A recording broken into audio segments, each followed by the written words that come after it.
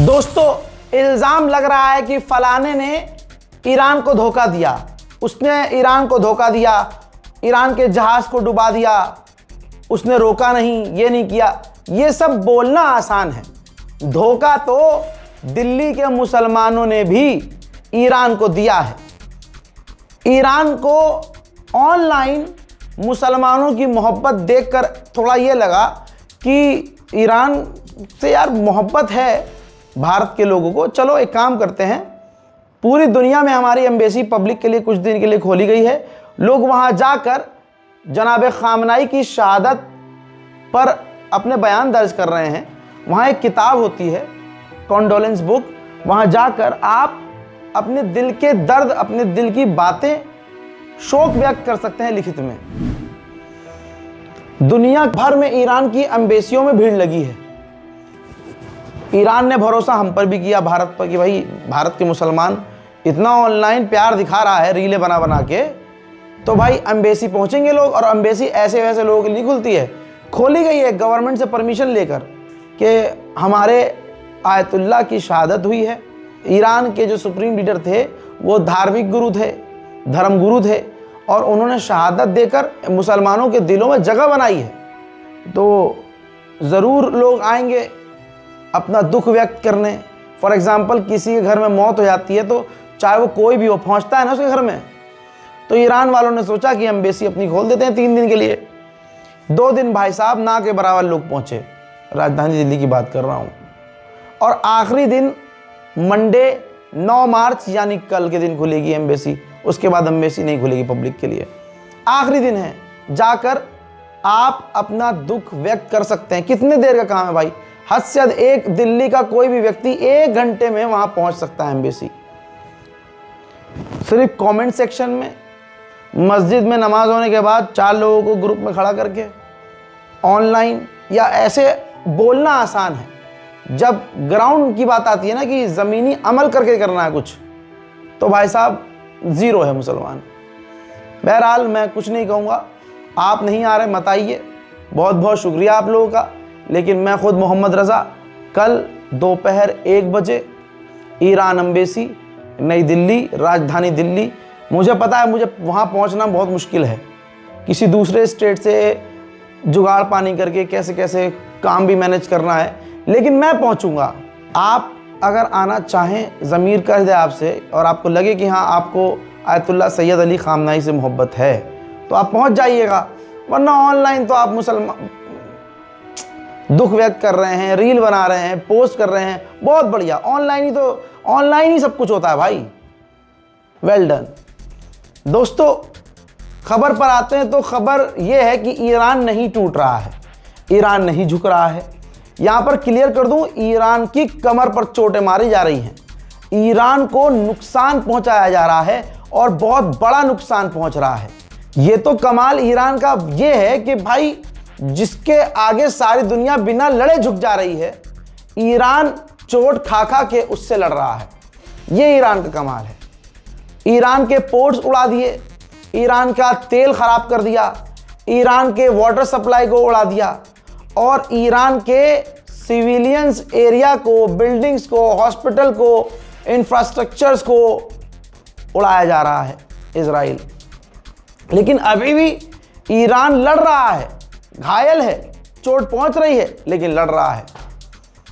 अब मामला क्या है, आप ईरान की ताकत इतनी देख लीजिए कि मिडिल ईस्ट में ये तस्वीर देखिए, जो रडार तबाह हुआ है, ये खुद अखबारों में छपा है। अमेरिका का जो मिडिल ईस्ट में रडार तबाह हुआ है, उसकी रेंज 5000 किलोमीटर थी। 5000 किलोमीटर दूर से किसी भी दुश्मन के इनकमिंग मिसाइल और ड्रोन्स को ट्रैक कर लेता था। ये किसी भी आने वाले दुश्मन के हथियार को ट्रैक कर लेता था। अब ईरान ने डायरेक्ट हिट किया है इसे, जिसके बाद ये पूरी तरह से काम नहीं कर पा रहा है। दिक्कत ये हो रही है कि जब मिसाइल और ड्रोन बहुत करीब आ जाते हैं तब ये ट्रैक कर पाता है। $1 बिलियन का ये रडार था, और इसको सिर्फ ठीक करके या नया लगाने में कम से कम 1 से 2 साल लगेंगे। तो आप ये देखिए कि सुपर पावर को मुंह तोड़ जवाब ईरान दे रहा है, वरना झुकने वाले तो 2 कॉल पर ट्रंप की झुक जाते हैं। इजराइल का अखबार है हारेट्ज, भाई उसने एक तरह से हार मान ली है इजराइल की। ये देखिए, हारेट्ज ने लिख दिया है कि अभी तक तमाम कोशिशें करने के बाद ईरान के लोगों को हम सड़कों पर नहीं ला पाए हैं।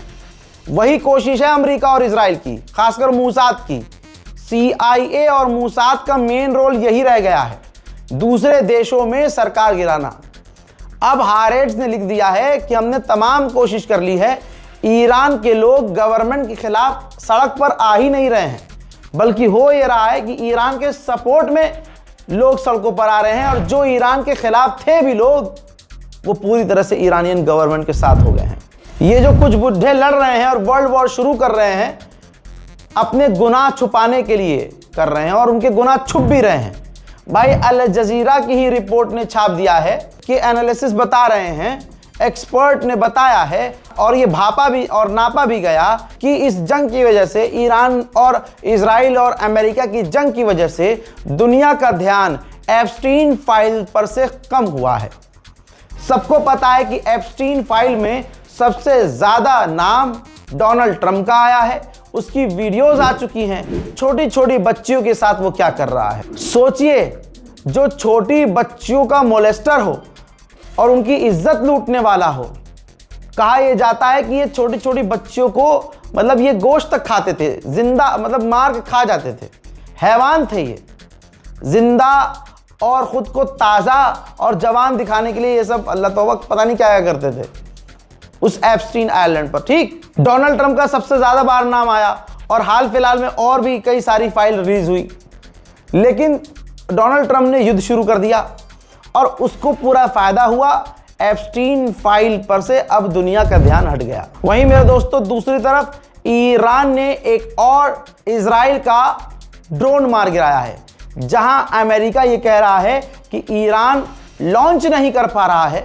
यहां तो ईरान पूरे ताकत से इजराइल के ड्रोन को मारकर भी गिरा रहा है। भाई अब तक अमेरिका, इजराइल, ईरान में 10,000 सिविलियंस बिल्डिंग्स को नुकसान पहुंचा चुका है ईरान में, और दूसरे इंटरनेशनल प्लेटफॉर्म पर अमेरिका, इजराइल कहते हैं कि ईरान सिविलियंस को निशाना बना रहा है। साइप्रस का अपडेट यह है कि साइप्रस में जो अमेरिका का बेस है, उस अमेरिकी बेस के आसपास जो आम लोग रहते थे, उनसे वो इलाका खाली करा लिया गया है। डर है कि आने वाले समय में ईरान साइप्रस को निशाना बनाएगा। अच्छा, ईरान के सुप्रीम लीडर चुनने पर अपडेट ये आया है, वहां की गवर्नमेंट ऑफिशियल ने कहा है कि हमने चुन लिया है कि हमें अगला सुप्रीम लीडर किसे बनाना है, फाइनल हो चुका है, बस ऐलान करना बाकी है। और दोस्तों, ये बात क्लियर है कि ऐलान जैसे ही किया जाएगा, अमेरिका और इजराइल उस नए सुप्रीम लीडर की जान के पीछे पड़ जाएंगे। जहां 48 घंटे पहले गुलाबी सुअर ने ऐलान कर दिया था कि हम जीत गए हैं, ईरान अब अरब देशों पर हमला नहीं करेगा। लीजिए, बहरीन में अमेरिकी बेस की इमेज देख लीजिए, जो अमेरिकी बेस कई जगह आपको जला हुआ नजर आ रहा है। 3 डब्बों के अंदर 3 बॉक्सेस नजर आ रहे हैं, उसके अंदर ये अमेरिका का बेस तबाह हुआ है पूरी तरह से। इसी जगह पर एक और अमेरिकी फौजी कल रात वासिले जहन्नम हुआ है। इसी जगह पर अमेरिका को और भी नुकसान पहुंचे हैं। आप देख रहे हैं ना सैटेलाइट इमेज में, पूरी तरह से ये बेस तबाह नजर आ रहा है। वहीं इस इराकी ग्रुप ने वीडियो जारी किया है मिसाइलों का, और लॉन्च करते हुए कि हमने इजराइल के ठिकानों और अमेरिका के ठिकानों को निशाना बनाया है। कल रात ईरान ने दावा किया था कि हमने इजराइल के हाइफा पोर्ट को निशाना बनाया है।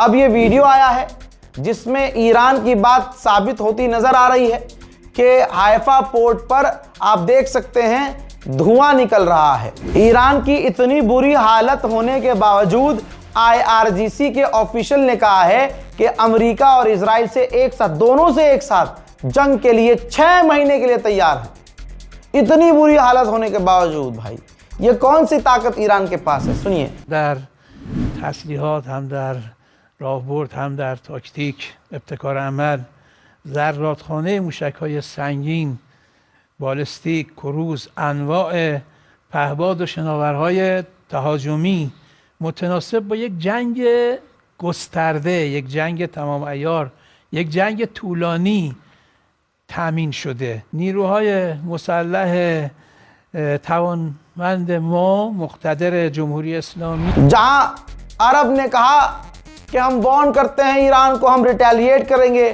ट्रंप ने कहा कि ईरान ने सरेंडर कर दिया, अब वो अरबों पर हमला नहीं करेगा।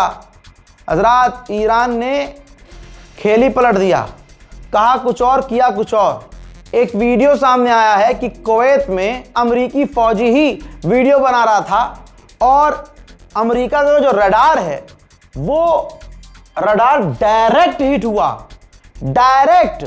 और अमेरिकी फौजी ये वीडियो बना रहा था और उस फौजी की वीडियो पीछे से दूसरा फौजी बना रहा था। देखिए,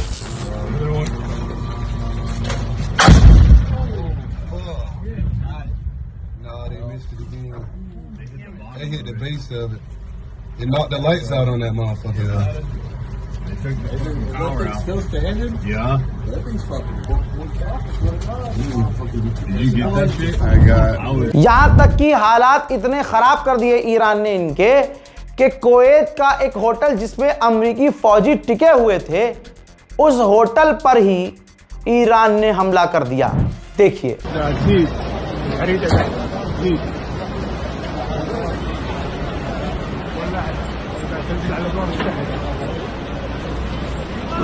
हैं? देख लिया क्या कहा था ईरान ने? पेज़ेश्कियान की बात पर भरोसा कर लिया था ट्रंप ने कि माफी मांग ली है अरबों से, अब हमला नहीं करेंगे। अबे भैया, लेकिन किंतु परंतु भी तो लगाया था उसने, अगले आदमी ने सुनी नहीं। ईरान ने साफ कहा है जहां जहां अमेरिकी होंगे हमले होंगे। ठीक ऐसे ही बहरीन में भी जिस होटल में अमेरिकी छुपे हुए थे, ईरान की इंटेलिजेंस, भाई साहब इंटेलिजेंस देखो यार, सटीक जानकारी की यहां अमेरिकी है और वहीं सीधा मिसाइल हमला। देखिए,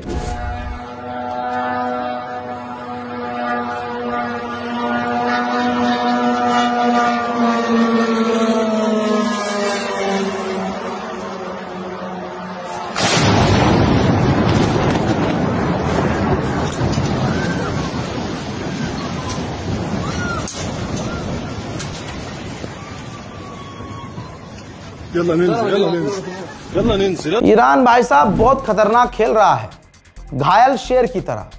कुवैत में जो एयरपोर्ट है, एयरपोर्ट के पास जो कुवैत का फ्यूल सेंटर है, ईरान ने उस पर भी हमला कर दिया।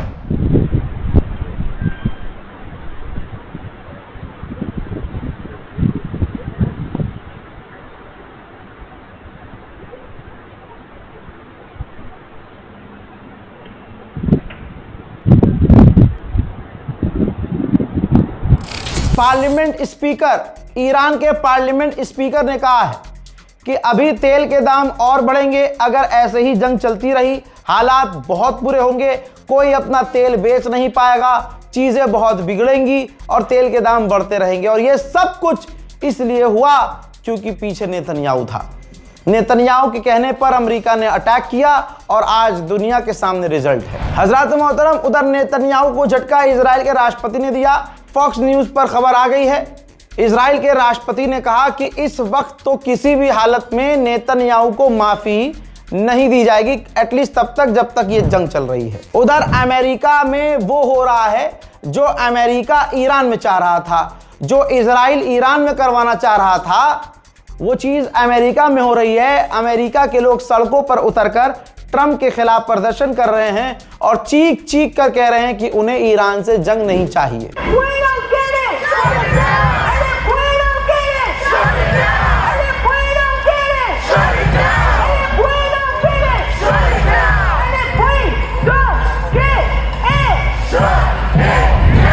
मोहतरम हज़रात, इस रिपोर्ट को शेयर कीजिएगा। कल इंशाल्लाह मिलते हैं ईरान की एम्बेसी में।